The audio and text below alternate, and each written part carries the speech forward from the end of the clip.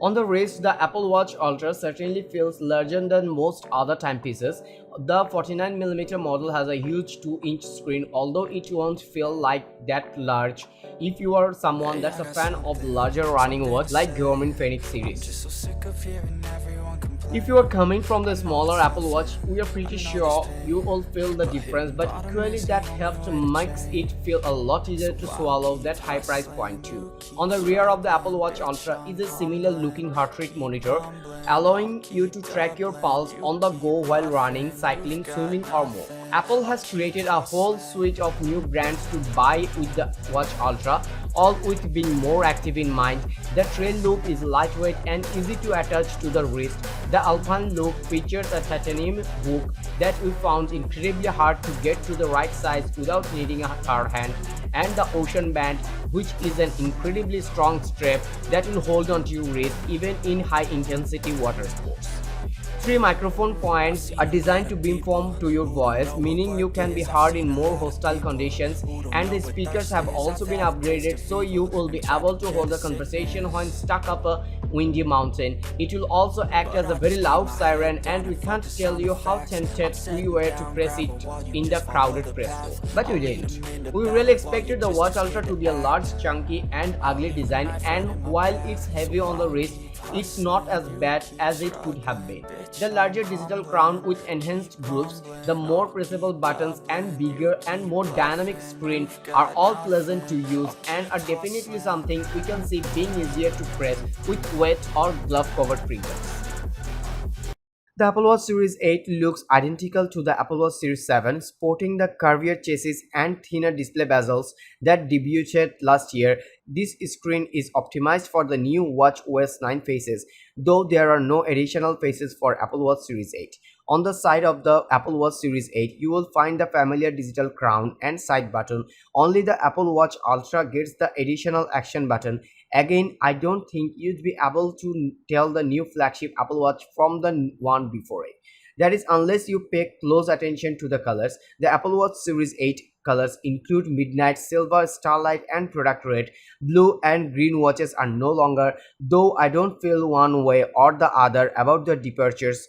Beside customization comes by finding the best Apple Watch bands for your style.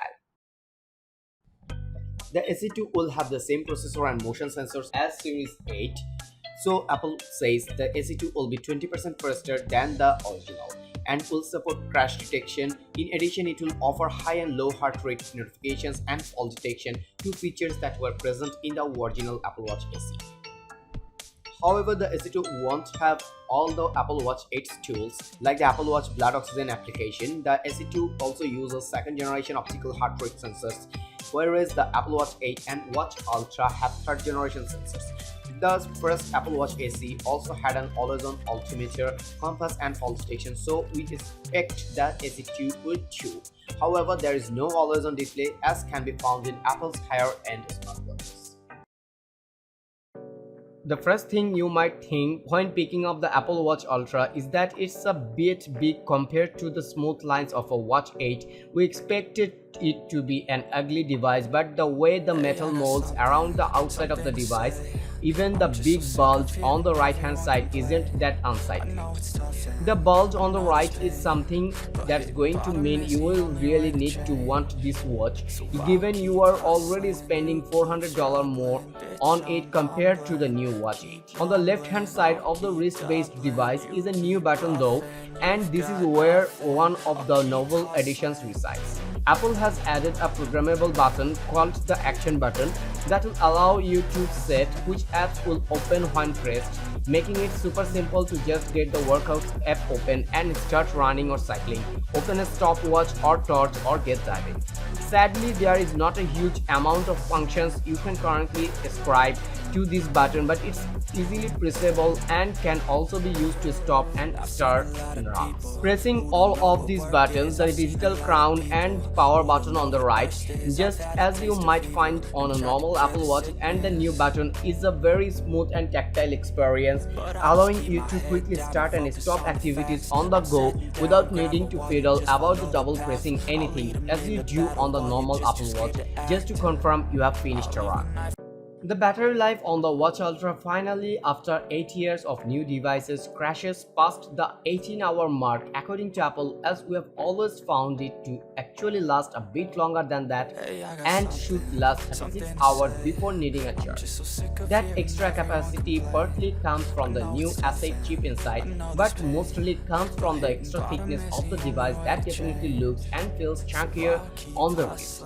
In terms of how quickly you can charge the Watch Ultra, it's not much different to the Watch 8, which uses the same fast charger from the last year's Watch 7, which then ruins your sleep tracking. And if you are like us, you hate the idea of having to not get your data each day. Best keep a charger by your laptop or sofa so you can charge the Watch Ultra up in some downtime.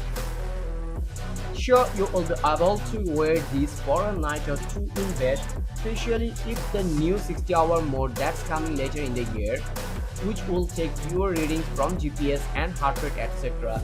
comes in, but that's still not enough to be consistent at sleep tracking, and many people will struggle to wear a watch this big in bed. Whether you will be able to see the GPS log on the Watch Ultra is another thing though, as Apple traditionally doesn't do this. There is a backtrack on board where you can set your own waypoints and then use the compass to retrace your steps, but it looks a very fiddly system, and you can't understand why Apple, which has its own Maps app, don't forget, hasn't got offline mapping added into this watch with auto-running routes or similar. When it comes to fitness, the Watch Ultra seems more geared towards being robust than it does being aced for all manner of sport tracking. When stationed at the demonstration table with the new Apple Watch devices, the Apple Watch Ultra is the first one I reached for. That's not a knock to the Apple Watch Series 8. I did eventually try it on. The skin temperature sensor, crash detection, and low power mode seem like good additions to the experience. Will they be enough? Stay tuned for a full review of the Apple Watch Series 8. That's all for today. Thank you for watching. If you like the video, feel free to share with your friends and keep watching Review Arena to get your top-notch day-to-day commodities reviewed.